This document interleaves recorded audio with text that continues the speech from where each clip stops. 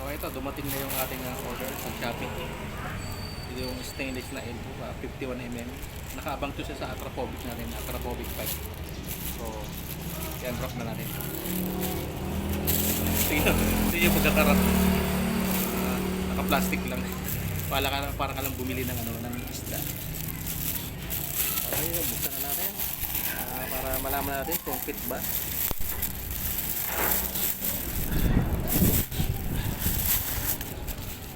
Naka-bubble wrap. At wala tayong pang-iwan. So, sisirain lang natin ito.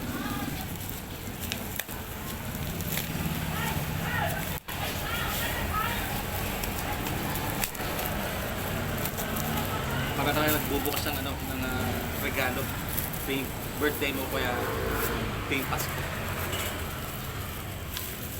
So, regalo pa ito para sa sarili ko. At yun. So nabili ko ito sa Shopee for 1,600. So ito yung pagkakayari ng elbow. Dalawa siya.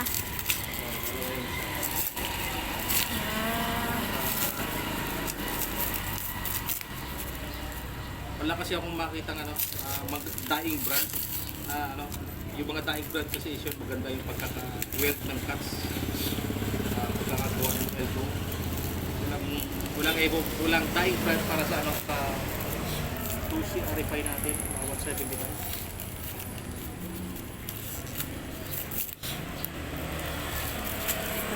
So hindi ko na mabuksan. Iguting ka ba yan? Iguting ulit. Yan.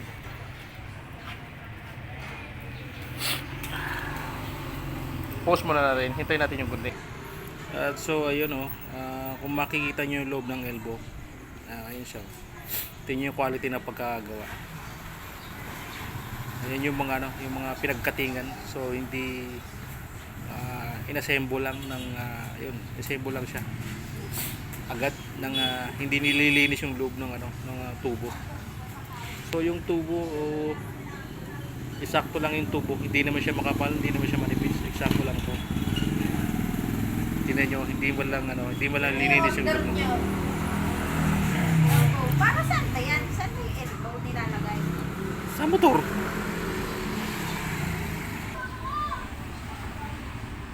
Then bukod dun sa sa hindi magandang Malutong yan. yan, marumi sa loob. Hindi grenade, hindi nilinis yung pagkakakat ng ang dugtungan. Yung welding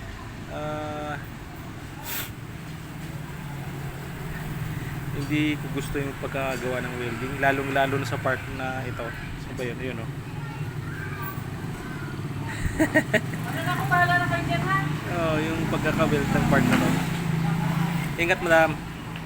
Si madam pupunta na siya sa anak niya. So 1.6.